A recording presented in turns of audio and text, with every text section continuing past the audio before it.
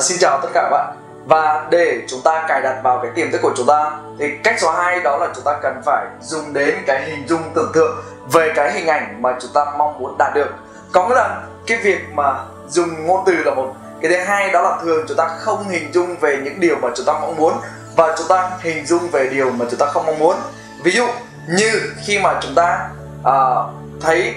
lấy một cái ví dụ như thế này, khi mà người vợ của chúng ta mà đi về trễ đó thì thường đó là nếu mà chúng ta hình dung về cái việc đó là chắc là cô này đã đi với thằng nào chứ gì, thì lúc đó các bạn là tự nhiên chúng ta có một cái cảm xúc tiêu cực và chúng ta cảm thấy tức giận và chúng ta cảm thấy lo lắng, và thường thì điều tồi tệ nó sẽ xảy đến. Và kể cả khi người vợ của mình về đang rất vui vẻ, đang rất hào hứng muốn chia sẻ với mình một cái điều gì đó, thì chúng ta bắt đầu biểu hiện một cái trên khuôn mặt của mình đó không được vui, thì lúc đó bắt đầu vấn đề nó xuất hiện một lần, hai lần, ba lần, bắt đầu dần dần theo thời gian nó xảy ra rất nhiều điều. Nhưng nếu lúc đó chúng ta hình dung là hôm nay vợ của mình đang đi làm và có một cái việc quan trọng và vợ mình đi ban đêm như thế này, liệu có bị gặp vấn đề gì không, hay là bắt đầu chúng ta hình dung về một cái việc khác, thì có phải chính vì hình dung về tưởng tượng đó, không biết là vợ mình về có mệt hay không, thì khi mà vợ mình vừa về cái là bắt đầu chúng ta hình dung vợ về có như thế nào, có là bắt đầu chúng ta sẽ hỏi thăm và chúng ta quan tâm, thì lúc đó điều đó nó sẽ tạo nên một cái kết quả khác. Vậy nên cái việc mà ví dụ như thế này, chúng ta nói rằng là ví dụ như chúng ta quên một cái đồ vật và chúng ta hình dung là chúng ta đã quên mất tiêu rồi, đúng không? Hay là ví dụ như thế này, tôi lấy một cái, đây là trường hợp cụ thể là người mẹ của tôi. Đây là cái cách mà tôi ứng dụng NLP để giúp cho mẹ tôi về chữa bệnh về ung thư. Đó là vào năm 2014 khi mà mẹ tôi vào thành phố Hồ Chí Minh để mà chữa bệnh về ung thư đó. Chữa đầu tiên là viêm họng, nhưng sau đó đến năm 2015 thì mẹ tôi bị ung thư. Và thời điểm khi mà mẹ tôi mới chỉ bị u ở cổ họng thôi, thì lúc đó mọi người nói là cẩn thận bị ung thư đó, bởi vì bố tôi cũng bị mất vì ung thư về vòm họng. Và sau đó kết quả một năm sau mẹ tôi bị ung thư về vòm họng, bởi vì lúc đó mẹ tôi luôn hình dung về tưởng tượng và việc đó là mình sẽ bị ung thư về vòm họng. Và xuyên suốt một thời gian và kèm theo đó rất nhiều người họ nói với mẹ tôi rằng cẩn thận bị ung thư vòm họng, và sau đó mẹ tôi hình dung rất nhiều về việc mà ung thư vòm họng, và cuối cùng kết quả đó là mẹ tôi bị ung thư vòm họng. Và khi mà vì tôi học về NLP và tôi biết đó là cái tại sao mẹ tôi bị cái trường hợp đó, thì khi mà mẹ tôi mới vào đến thành phố Hồ Chí Minh năm 2015 để chữa bệnh về ung thư đó,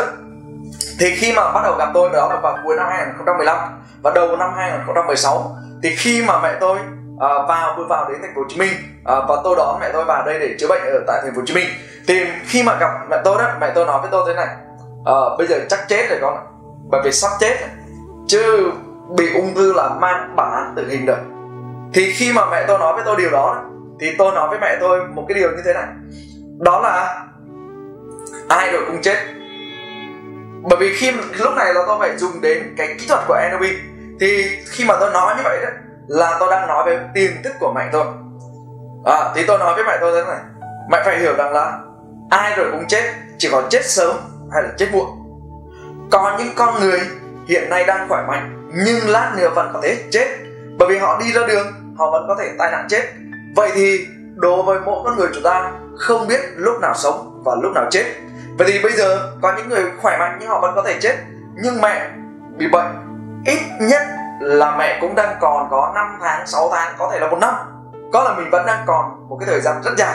Vậy thì chỉ có khác mọi người đó là người chết sớm, người chết muộn, và chúng ta không biết trước điều đó như thế nào. Vậy thì điều quan trọng đó là mỗi ngày mà chúng ta sống trong cuộc đời này, chúng ta phải tận hưởng nó, chúng ta phải vui với nó. Và khi mà tao nói cái điều đó, đầu tiên mẹ tôi phản ứng là mày nói tào lao, thì lúc đó tao phải giải thích cho mẹ tôi là thực tế, và chúng ta cũng thấy điều đó đúng không? Có, nên là cái việc mà chết sớm hay chết muộn nhưng cuối cùng rồi chúng ta cũng chết. Vậy thì quan trọng chúng ta sống trong cuộc đời này vì điều gì? Và mỗi ngày chúng ta sống trong cuộc đời này vẫn còn thời gian để sống, vẫn còn thời gian trên cuộc đời này, thì chúng ta hãy tận hưởng và chúng ta hãy sống trọn vẹn mỗi ngày bằng cách đó là luôn tạo cho mình những cái niềm vui, mình luôn cảm thấy hạnh phúc mỗi ngày mà mình sống trong cuộc đời này, thì lúc đó mỗi ngày mình đều tận hưởng nó. Và khi mà tôi nói về cái điều đó thì tôi nói với mẹ tôi, bây giờ cái điều quan trọng là mình biết trước sau thì cũng chết, chỉ có sớm hay muộn thôi. Vậy thì bây giờ mỗi ngày mà mẹ sống trong cuộc đời này mà hãy làm cho cuộc đời của mình trở nên ý nghĩa, hãy làm cho cuộc đời của mình trở nên vui, và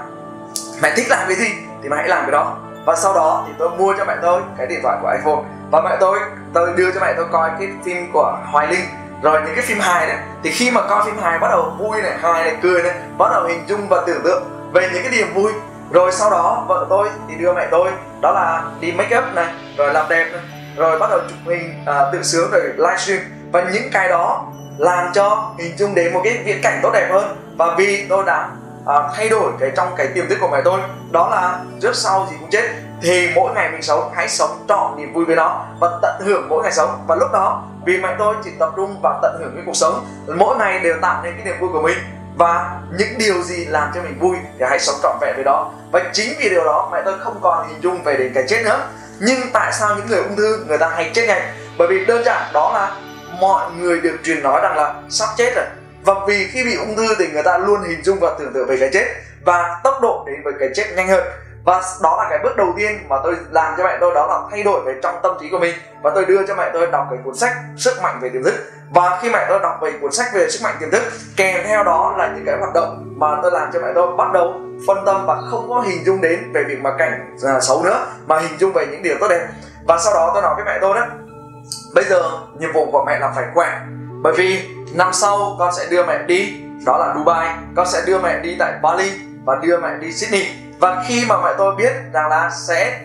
được đi du lịch, và lúc đó thì có phải là luôn hình dung tưởng tượng là mình sẽ được đi du lịch, thì lúc đó cảm thấy mình sẽ vui tươi hơn, mình cảm thấy thoải mái hơn. Và khi mà luôn hình dung về điều đó, và tôi nói với mẹ tôi đó là mẹ cần phải khỏe, bởi vì khi khỏe thì mẹ mới có thể đi du lịch được. Và thế là vậy thì để khỏe thì ngoài việc mà mình hình dung tưởng tượng về tận hưởng cái cuộc sống tốt đẹp, kèm theo đó là tập thể dục thể thao, kèm theo đó là dùng những thực phẩm bổ sung, những cái thực phẩm về sạch, thì nó tạo cho mình một cái cảm giác tốt, cái tạo cho mình những cái hình ảnh về tốt về trong tương lai. Và khi có một cái mục tiêu và cái định hướng trong tương lai là mình sẽ được đi du lịch, và khi mà mình nghĩ về điều đó rồi đó thì mình đã cảm thấy vui, mình cảm thấy hạnh phúc, thì bắt đầu sau đó kết quả là chỉ 2 tháng sau là mẹ tôi đã khỏe trở lại và đi khám bệnh và hết bệnh ung thư. Bởi vì lúc đó vợ tôi cũng nói chuyện và làm cho mẹ tôi trở nên vui hơn, hạnh phúc hơn. Rồi chúng ta làm mọi cách để cho có là không hình dung về đến cái chết nữa. Nên là việc lúc đó là quan trọng, đó là chúng ta làm cho mình cái sự hình dung và tưởng tượng. Và cách này tôi áp dụng cho việc mà để mình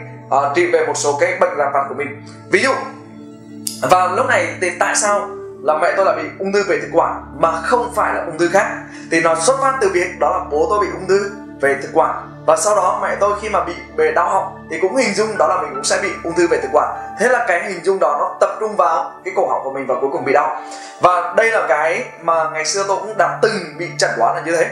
Có là ngày xưa khi mà tôi uống đá thì tôi bị đau họng, rất là dễ bị đau họng. Thì bởi vì đó là bố tôi bị ung thư về thực quản và bị về vấn đề về họng, nên là cái hình ảnh đó nó luôn ở trong cái tâm trí của mình và nó cài đặt vào trong tiềm thức của mình, và mình hình dung là mình bị đau họng, và mình hình dung là mình uống đá là mình sẽ bị đau, và cuối cùng kết quả đó tôi bị đau họng liên tục. Nhưng sau này khi mà tôi áp dụng về NLP để chữa bệnh cho mình thì bắt đầu tôi hình dung tưởng tượng đó là cổ họng của tôi nó rất khỏe mạnh, nó rất năng lượng và nói chuyện rất lưu loát, nó rất là mạnh mẽ. Và cuối cùng tới cái cổ họng của bây giờ của tôi nói chuyện rất thoải mái, và tôi uống đá, uống nước đá, uống cà phê đá mà không gặp một vấn đề gì cả, cổ họng của tôi vẫn khỏe mạnh bình thường. Và trong những cái trường hợp ví dụ như vợ của tôi bị đau họng chẳng hạn, đó là ngủ máy lạnh và sau đó lạnh quá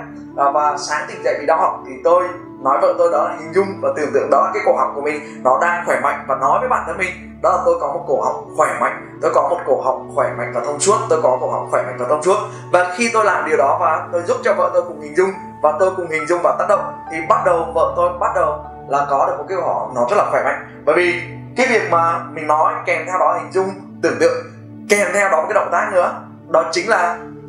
cái trường năng lượng, và tôi truyền cái trường năng lượng của mình sang cái trường năng lượng của vợ tôi. Và sau đó vợ tôi chỉ trong vòng khoảng 3 đến 5 phút và vợ tôi khỏe trở lại, và vợ tôi nói không thể tin được, nhưng đó là cái sự thật, đúng không? Rồi ví dụ như khi bắt đầu mình bị ốm mình mới chỉ bị cảm xúc một chút thôi, bắt đầu chúng ta cảm thấy yếu đuối, chúng ta hình dung về cái sự yếu đuối trong cơ thể của mình thì tự nhiên chúng ta cảm thấy yếu đuối.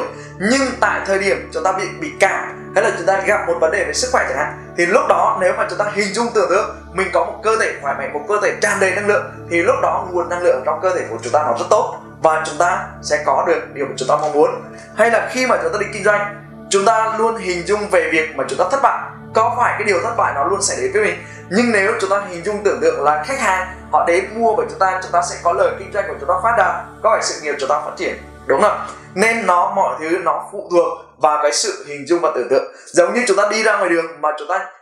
đi trên đường mà chúng ta khiếp sợ gặp công an và chúng ta hình dung là chúng ta sẽ gặp công an, thì sau đó cuối cùng thường chúng ta gặp công an. Nhưng nếu chúng ta hình dung đường thông thoáng,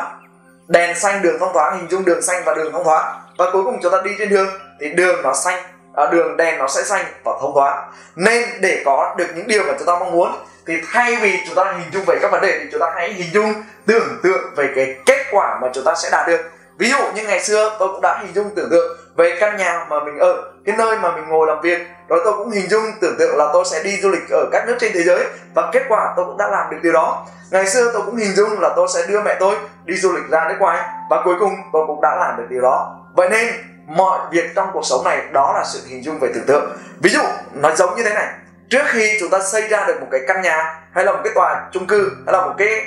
căn biệt thự chẳng hạn, thì chúng ta luôn phải hình dung về tưởng tượng về căn nhà đó. Sau đó rồi chúng ta mới lên bản thiết kế, sau đó chúng ta mới xây căn nhà. Nên tất cả mọi việc trong cuộc sống này đều bắt đầu sự hình dung và tưởng tượng. Và chúng ta hãy cài đặt vào tiềm thức của mình bằng sự hình dung và tưởng tượng. Đó là cách số 2. Và xin chào, hẹn gặp lại chúng ta ở video kế tiếp.